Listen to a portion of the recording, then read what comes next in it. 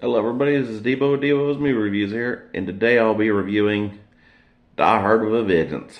Starring, of course, Bruce Willis as John McClane, Jeremy Irons as Simon Gruber, and Samuel Jackson as Zeus. Featuring the likes of Graham Greene,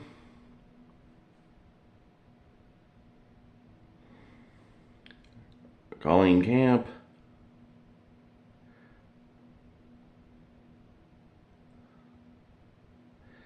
Aldous Hodge, and Edwin Hodge.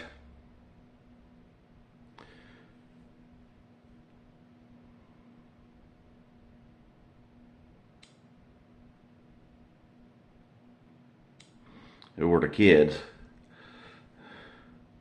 that hung around Zeus's shops, but yeah. But then again, the film was mostly between Bruce and Sam and Jeremy. I gotta say, when it came to sequels, this is another one I gotta say is a sequel better than the original. Though it did break a long-standing tradition between Die Hard 1 and Die Hard 2 of breaking away from Christmas time to middle of summer where McClane suspended from the force after some mishap, and then all of a sudden Hans's brother Simon decides to get revenge for Nakatomi Plaza. All while setting off various bombs while in turn doing a bank heist at the so-called Federal Reserve Bank. And talk about one of the most, like I say, when it comes to the Grubers, they were pretty much one of the greatest action movie villains ever. Between Alan Rickman in the first one and Jeremy Irons in the second one.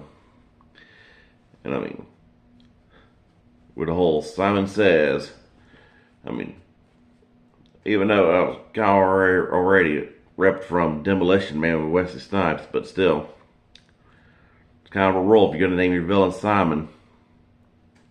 You might as well start doing all cheesy Simon Says puns.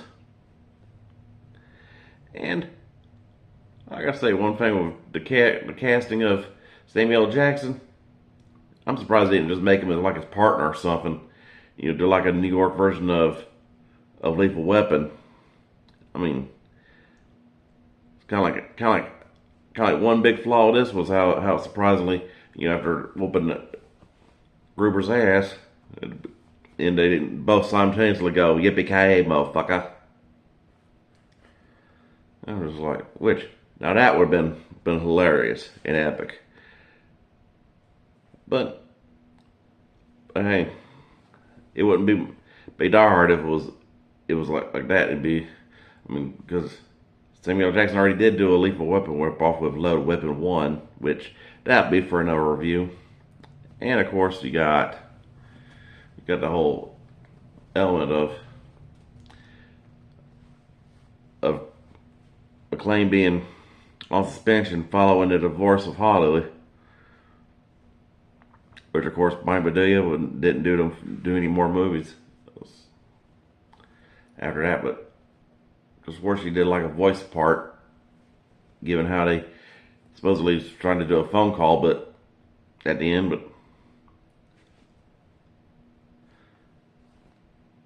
and I gotta like it, like the intro with Love a Spoonful of Summer in the City. I mean, anytime you hear that song, you think of that intro and that bomb that goes off right before it ends.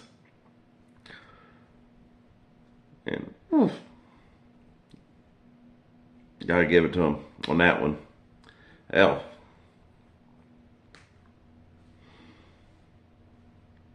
I even gotta mention it for that whole line that was later spoofed in the 2005 game, True Crime New York, where you have the detective missions going, "Hurry or I'll have your medallion." I never understood what that meant at all, but memorable line, and along with the whole chemistry between the characters of Zeus and McClane being like how Zeus is just a random shopkeeper who tried to help out a drunk, or one he assumed was a drunk, with that walking around with that blank whiteboard, which is blank for because a lot of those extras were not in the movie, and they just had a look of get a load of this, which of course for safety reasons they did that because he can't have the I hate you know what. Which, of course, if you watch TV cuts, you see them. You see even that's re-edited to "I hate everybody," and even not only got great acting, but he also has some great chases, especially that taxi cab, the Mercedes with the goons. Which, of course, even which featured the newer Dodge Rams, which was the '95 models at the time, and which, of course, the truck that Chuck Norris made famous in Walker.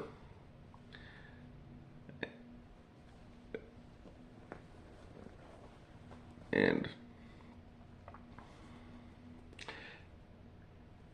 of course, the whole instrumental use of Ansco marching as they're loading on all that gold on them trucks. I mean, even some trivial tidbits because of how unlike Hans, he had to put the psychological effect on, just like Malkovich did Eastwood in Line of Fire. And which, when it came to action movie films, are some of the best ones that, as close as you ever got to having both Rickman and Irons as Bond villains, because that's kind of low they were almost were. Hell, they played it so good. I mean, I even kind of picked up on the whole twist thing before they even revealed it. And the whole Simon being Hans's brother.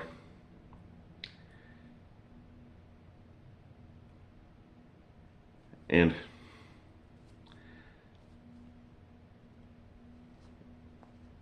it's a shame Bruce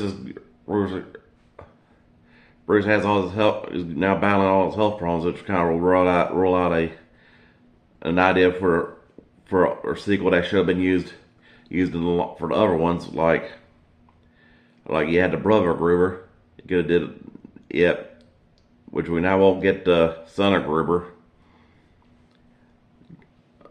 until, God forbid, they do a remake. Which the remake hopes flops because just on the basis that only Bruce Willis could be John McClane. What I can say about the other sequels, I'll just save for when I review those. But overall, I gotta give Die Hard with a Vengeance a 5 out of 5. Which I know I've been doing that a lot, but hey, I'm just trying to get back into review mode after about a month hiatus, having to do housework and time consumption of my regular job. Yes, I got one. But overall, I gotta give it a 5 out of 5, which pretty much ties up the first three in comparisons to the latter two. But overall, Die Hard with a Vengeance, that's just a downright masterpiece. Alright, y'all, that'll do it for this week. I'll like, subscribe, and enjoy, and I'll try to keep dishing them out.